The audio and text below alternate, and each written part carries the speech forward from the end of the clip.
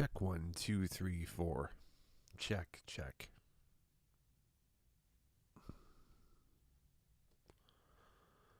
What's going on here? Coin count. Likes bar. Here we go. Oh, JC Chili.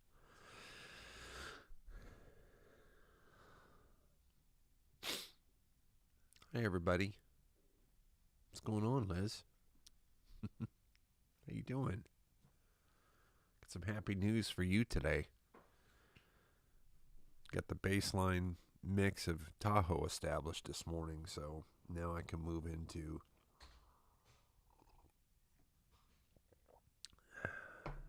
the most all-important second phase here of this.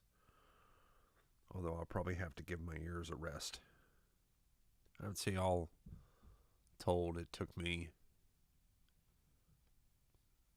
5 hours to get this mix under control. That's a little bit too long. I'm a little out of practice. But you know what? This is the first of many. So, I'll get faster. Hi, Connie. Hi, Joyce. How are you doing today? I see this. I think that's amazing. I drew a lot. Good. It's good to keep your hands busy sometimes when the mind is trying to keep you up at night. When I have insomnia at night, I usually get up and take a hot shower, really, really hot shower, which most people say, well, doesn't that wake you up even more? Yeah, for about 10 or 15 minutes. But then when I sit down on the couch and just chillax for 20 minutes, I immediately start to get tired. Usually that helps me. I didn't have the full moon insomnia last night that I usually have. I think it was a full moon last night. I know I woke up at 6 o'clock this morning and it was out over the ocean, the full moon. It was quite a sight because it was, the ocean sits like this and the moon's up here in the sky and it looks like a silver illuminated highway going to the horizon. And it was a nice, yes, last night into tonight. That's what I figured. Some months I get by pretty well with it, and then I might have 3 or 4 months in a row where even if it's a cloudy day and I can't see that there's a full moon, I'm like in the middle of the night running around the house doing stuff because I can't sleep. And then I find out, it's a full moon last night. No surprise. So something I've had all my life, but occasionally I get a month off from it, which is nice because I need my rest. What I'm doing right now, the schedule that I'm keeping requires adequate rest. And, yeah. So I'm pretty excited about where this track is right now. And hi there, Violet. How you doing? Hi, Jenny. Nice to see you both. Thank you for your kind messages. I appreciate it. It's nice to wake up to kind messages. Let's see here.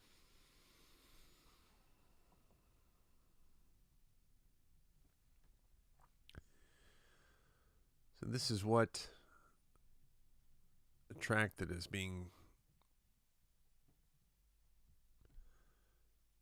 getting prepared for its final mixdown starts to look like. You see?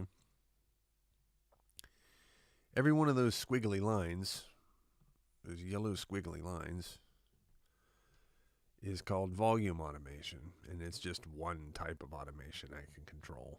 This is the very first step in getting a mix. It seemed to get sound.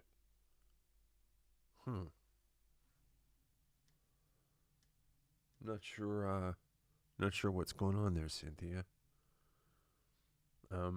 I hope you get it worked out because I think everybody else is able to hear me. Are you all able to hear me clearly? I'm assuming you are because you haven't said anything. I guess maybe there's something going on with your connection there or something. Violet? Okay, cool. Nice. Thanks. Hey, Braylon. Colomex. Wow. There's some people dropping in here. It's nice to see you. I enjoyed your correspondence. Colomex. Wendy, how you doing? All right. So as you see on the screen, when you see those lines going up to a point and down and up and down and up and down, I'm controlling the force of the volume in the track.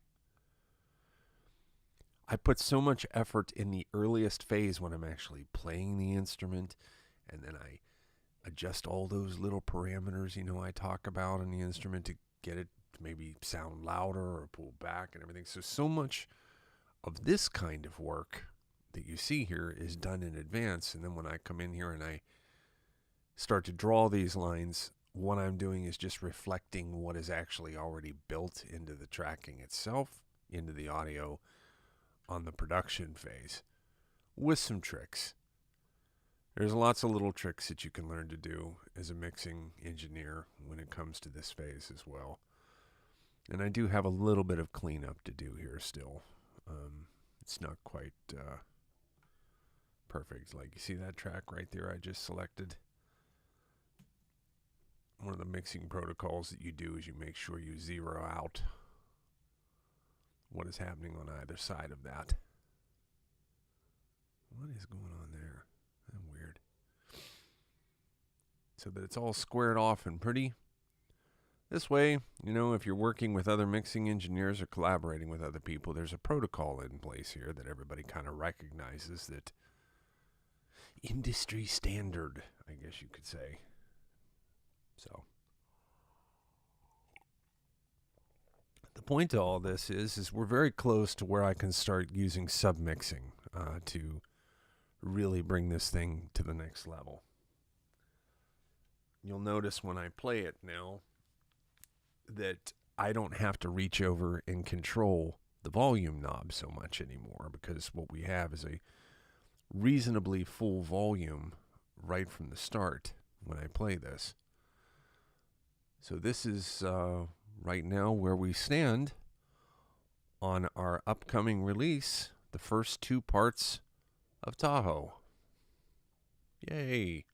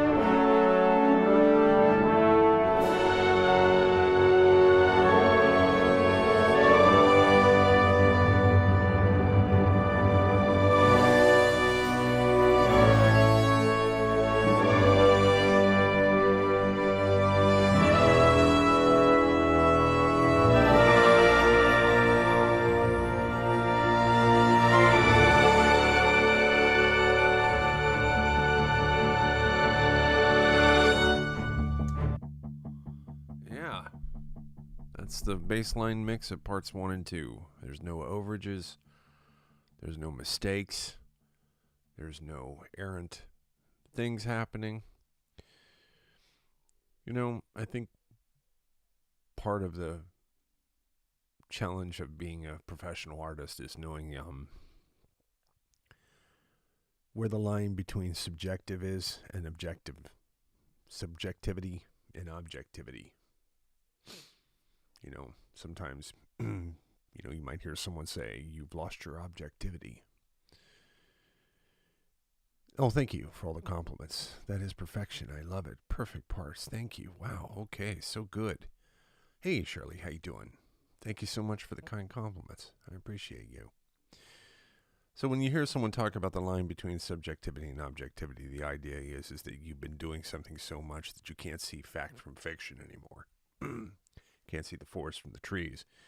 And as such, you become vulnerable to misguided opinion inside of yourself.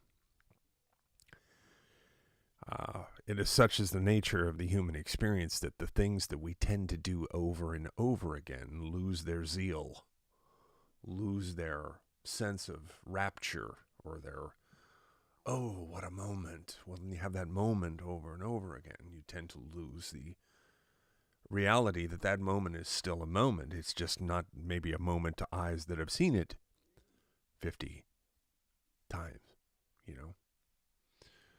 So the way you avoid that in a situation like I am is by taking some rests in a project like this. There's a thing that matters where you work on different pieces of music, and that tends to flip the reset button pretty well. It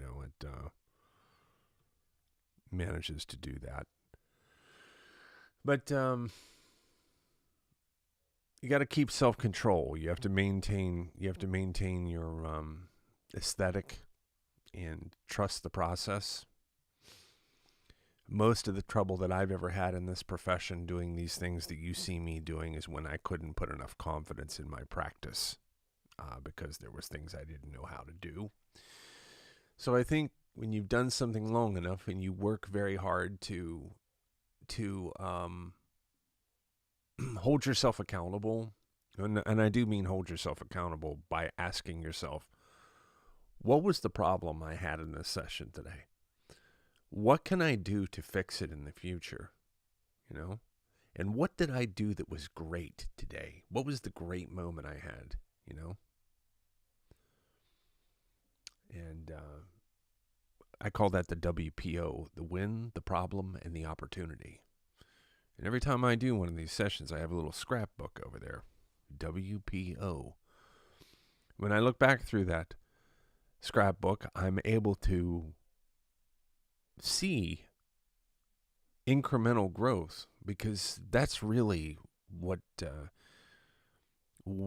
builds you as a professional artist. And I think in so many different other ways too, is the realization that true, deeply rooted growth isn't just sometimes one great event that happens in your life. It's being able to maximize a series of events in your life for maximum opportunity to advance yourself. But the problem is nobody can give that to you. I mean, sure, you can work with someone. Oh, Colomix says I do this as a therapist. So obviously this is something you're trying to instill in people, I would guess, as a practice of a way to live life that can help them not see their problems follow them from place to place. It's funny in life, when we lose that accountability, we can move from town to town, we can do things, but the same problems that occurred to us in one place will happen to us in another. This is because, you could change your environment, you can change your spouse, you can change your career, you can change your style, your religion, your politics. You can change a whole bunch of things about yourself, but until you've had the power of a changed mind, that mind is going with you wherever you go. So I try to integrate that into part of this practice to get better. Are there mixing and mastering engineers out there that are better at this than I am? Oh, sure. Of course there are. But what happens is you reach a point with the professional aesthetic where something is more than just,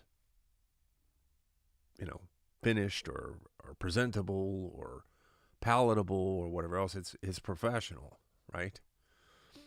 So what happens is the difference here on our end as composers and producers of what we can hear, and the difference between working with a different engineer and what the audience can actually discriminate from one listening to the next, can be a matter of 100% subjective opinion.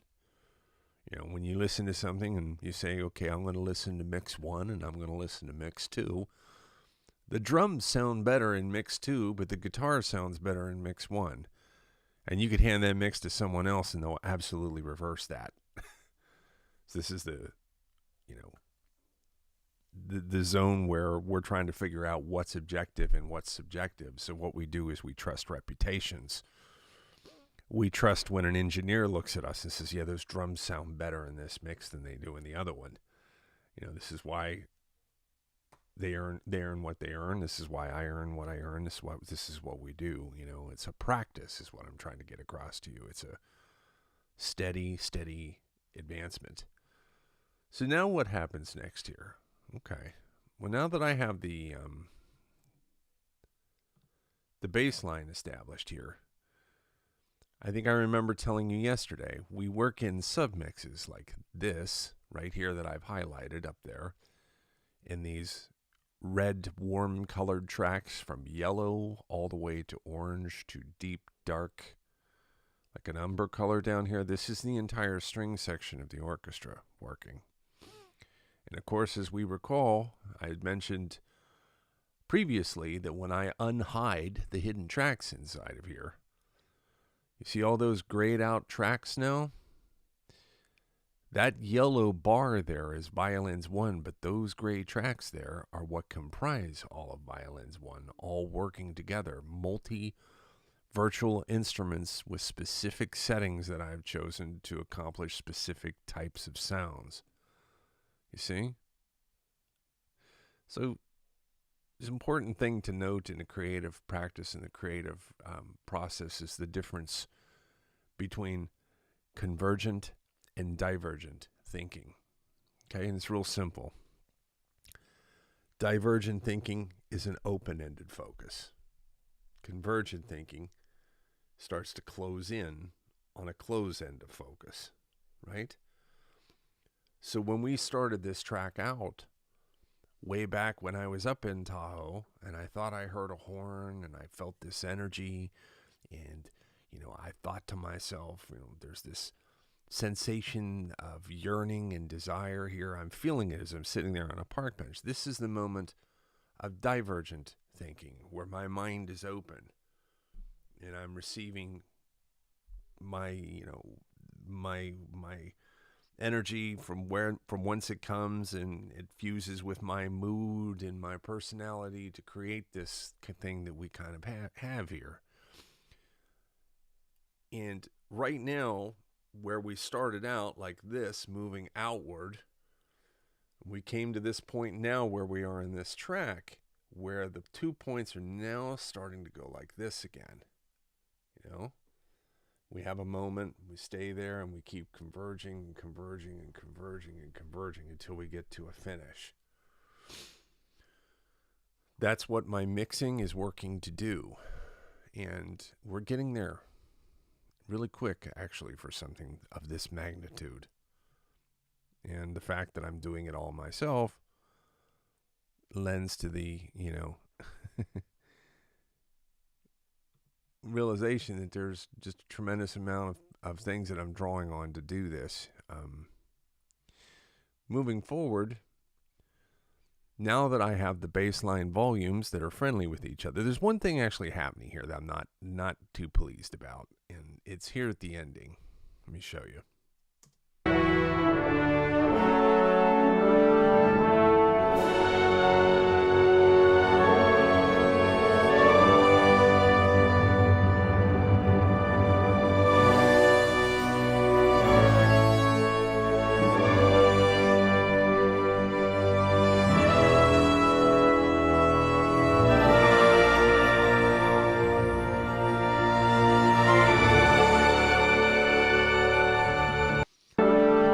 So what we have there is these crescendos and diminuendos. These are ways of musical terminology to describe when the energy is getting bigger and smaller, bigger and smaller. And I've crafted that this way to breathe some life into this. And I don't know what I might not have overdone the diminuendos a little bit. So when you see that yellow line going up to a point, and when you see it coming down to a point, it's getting louder when it goes up and it's getting softer when it comes down. And I built that into the architecture of the sounds before we even went to audio. So it was already baked in there perfectly, just where I wanted it to be. And now I'm using automation to push that as far as I can in a tasteful manner. And we're on the border of where it's almost too much. It's like almost too much where it might not seem 100%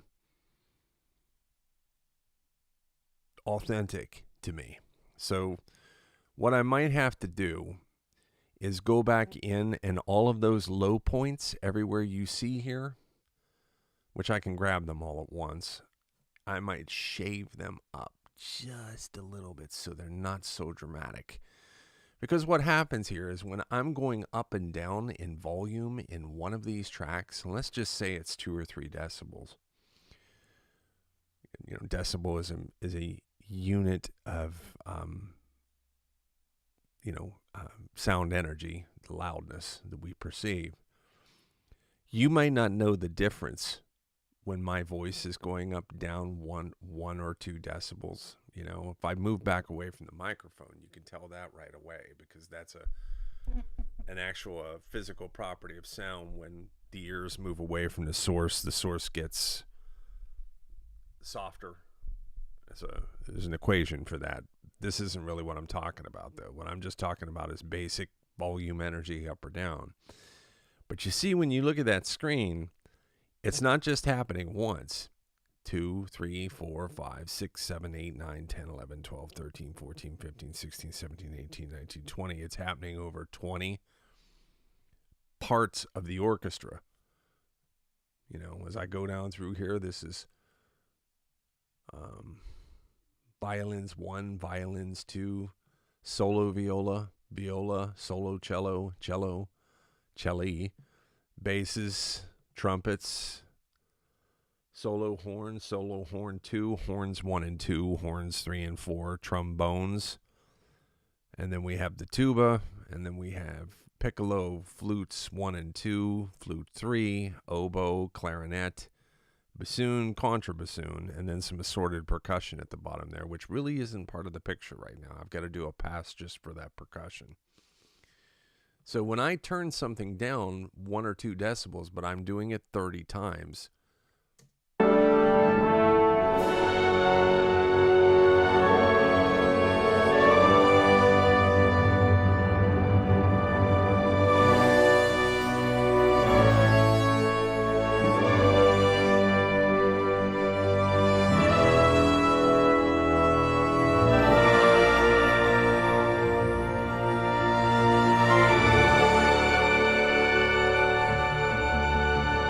there's also a possibility that when I add reverb to this, that's going to completely make that a moot point, and it might actually work. So that's another thing. What we call this mix right now is 100% dry. There is nothing on these tracks to make them sound prettier than they are. Nothing. There's no equalization. There's like zero. Like, if you were a mixing engineer, this would be a mix engineer's, moment. Like, ooh, I love it. They don't have to go in and mess around with volumes. They don't have to go in and fix a bunch of mistakes. They don't have to do anything except do what they love to do, and that's make beautiful things sound more beautiful. Scary things sound more scary. Powerful things sound more powerful. That's what mixing engineers love to do. They love to take something and, Red Robin, wow, that sounded really good with earpods in. Hey, yeah, listening with headphones is the only way to go.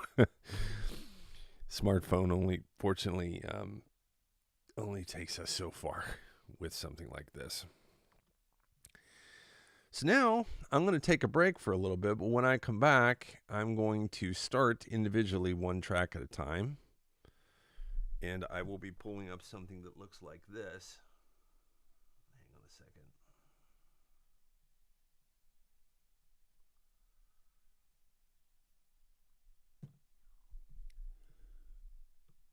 Right? And I will be listening to the violin, and I'll pull that up. And just solo the violin line.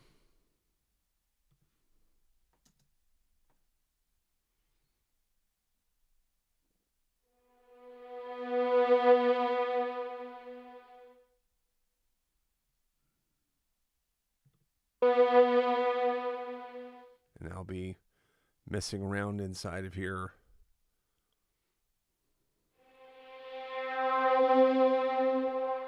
See how that sound changes when I sweep that back and forth? Listen.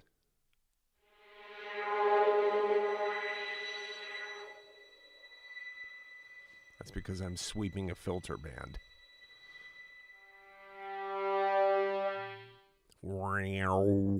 Like that. That's equalization.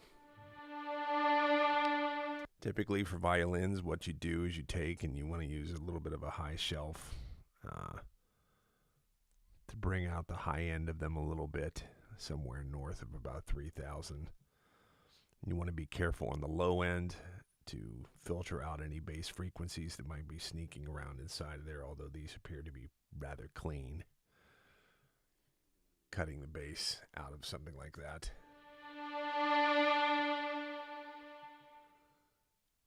And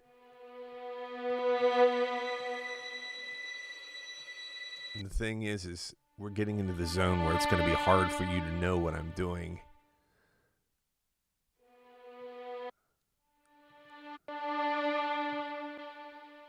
See, when I turn that on, it adds heat. Off. Off. On.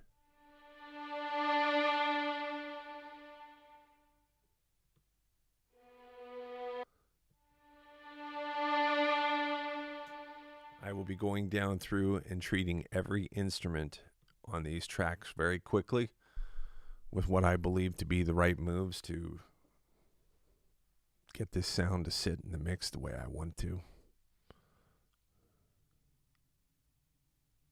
So, sounds okay now. Sounds okay, good. You throw sound back and forth to right and left speakers. Not so much so, not on a track like this. What I will do is I will make certain sections sound wider than they currently are because the mix will do that. Right now, being that this is a flatline mix, everything is kind of just coming straight down like this, but everything is already panned. These instruments in the symphony orchestra are recorded in the position with which they sit. So as a conductor, and you look to your left and you see violins 1, 2 coming from the left, they're also coming from your left side. If you'll notice when I play this, the predominance of that signal is coming from the left side.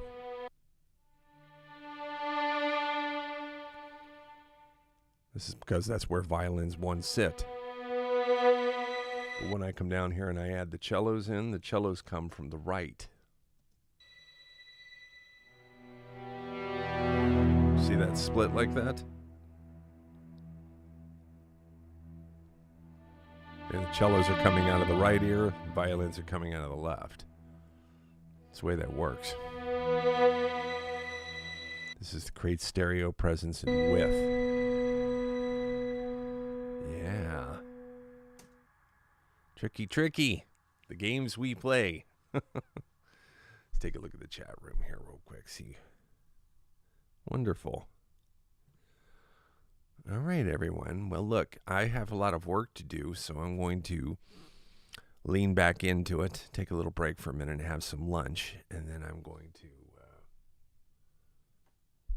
get back into more session work here so I can get this going as fast as I can. Right? Right. Who's going to be joining us for Golden Hour this evening? You know, tonight it starts at 8 p.m. Eastern, 7 p.m. Central, 6 p.m. Mountain, 5 p.m. Pacific. I hope to see you all there. Pauline, it's great to see you. Thank you for joining us on our journey. I'll be there at 8. Awesome. Awesome, awesome. Heather, good to see you. Once again, thanks, Pauline. Connie, as always, great. Shirley, nice to see you. Don't lose the frame of waters and trees and air. Simple. Absolutely. Thank you, Violet, for being here. I'm glad you got to hear things at least. Red Robin, cool of you to join us. Thanks for joining us with the earpods. Thanks, Jenny. Nice to see you today. Jenny says, if you're new to JACE VEK, please introduce yourself. That's a great idea. Colomex, I hope you have a good day today and your work is fruitful and you're feeling accomplished. Low maintenance Liz, keep that maintenance nice and low. Joyce, thanks for joining us. Michelle, thank you for being here. Wendy, Braylon, everyone. If I missed someone, I'm sorry. I'm scrolling here and yeah. Well, I'll see you tonight, okay? All right. Thanks for joining me, and thanks for helping me stay focused, and stay on point, stay accountable. You guys are doing a great job. Appreciate you. That's Team Golden Hour. All righty.